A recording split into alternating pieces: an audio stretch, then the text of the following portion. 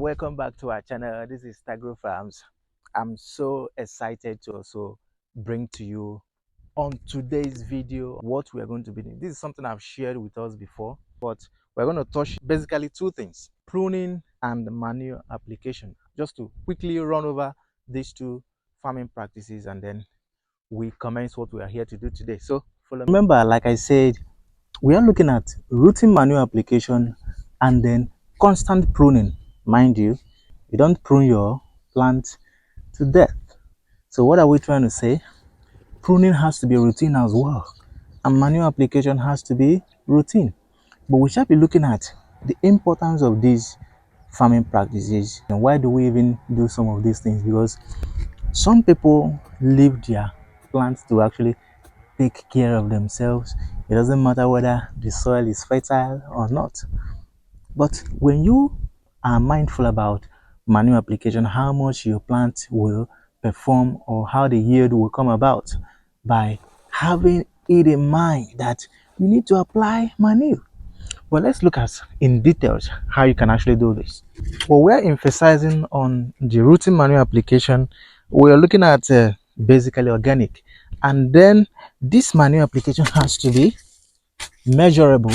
This is organic manure comprising of cow dung. Oh wow, you can see this is quite a huge millipede. Can you see? So these guys are very important to the farm. They help in loosening and breaking down this manure. Also loosening the soil as well is one of the importance of the economic importance of millipede. So what am I trying to say? Routine manure application has to do with a measurable amount. How do you apply? When do you apply? What quantity do you apply? So like I said, 2 months interval is quite ideal. 3 months interval is quite ideal. When we look at the quantity we are talking about, so I can actually see the application has to be evenly distributed. Because we have plantains and banana, which we regard as top feeders. These guys are top feeders, and then this manure has to be applied on the surface of these plant roots. So this application has to be carefully done. Talk about how to apply, where to apply, how you shouldn't, and the reason why you shouldn't get the manure close to the plant, because these guys contain bacteria that are going to be harmful to your plant. The moment they get in touch, okay, let me use this one as an example. The moment they get in touch with the banana stem, they can easily transfer some diseases and pests which are going to be harmful to the plant. So it's very important you know some of these things. We're talking about when to apply, at what interval. Do you apply 2 months interval or 3 months interval? And again, the methodology of the application. That's when we talk about giving about 2 feet or 1 foot, then you apply. And so you don't apply to the stem and then confer some diseases to the plant or to the banana or to the plantain. So it's very important you know some of these things. Mind you, manure application has to be one of the basic or one of the important things you should know, because it confers every nutrient your plant needs. So in as much as your plant or your bananas or your plantains are getting the nutrients from the soil, the manure which you add or the compost which you apply help to boost their growth, helps to boost their yield. In some cases, even helps to fasten the time of production. So at some point, if you delay or if you don't apply manure, or if your plants are lacking the basic soil nutrients, it's going to delay their time of production. So these are some of the things you should know. Another farm practice which we shall be looking at again is pruning. Some people call it trimming. So we're talking about controlling the number of leaves on your banana or your plantain plant, individual plantain plants. So here we have about 1, 2, 3, 4, 5, 6, 7, 8, 9. We have about 9, which at this level is quite ideal. You leave this number. Okay, at the moment they're actually 3 months old, or 3 months and 3 weeks.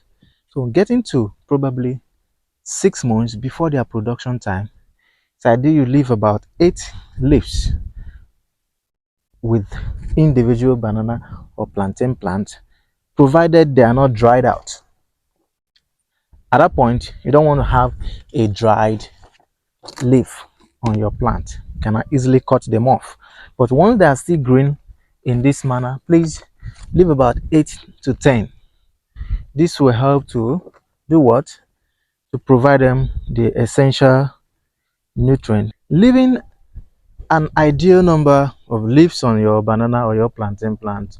Always trim out the dried leaves. This helps to control the activities of harmful organisms in your plant. And then of course, the last time we looked at weeding. Is also a very important farm practice, weeding, because not just the banana transferring, the dried banana leaves transferring diseases to your plant. Weeds, unwanted grasses, they harbor some of these harmful pests that can easily attack your banana. So it's very important you get rid of them. Keep your plants or your farm neat. Trim your plants or prune them at a regular, constant, at interval anyway, at an interval. Okay, guys, you can actually see our Sasuma just started sprouting after about a month of dormancy. All right, guys, we had a very devastating flood here. It rained cat and dog 2 days ago, so you can actually see. So this is quite huge. This is what happened here. You can see a huge flood invaded this farm. The other time I brought to you how I tried to control this flood.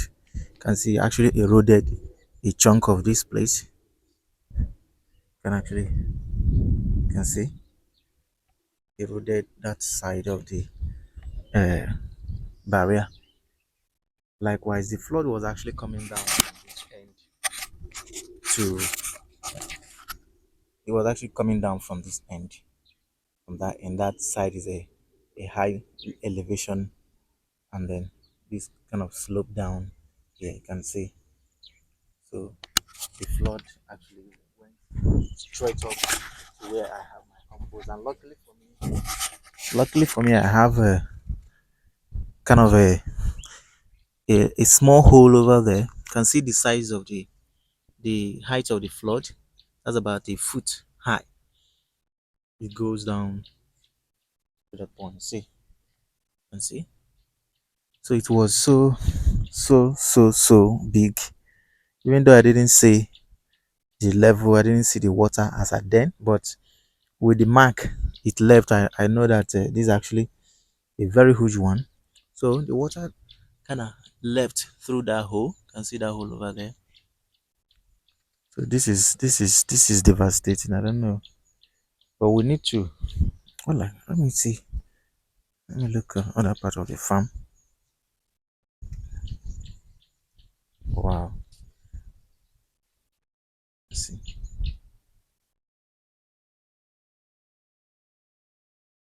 Wow.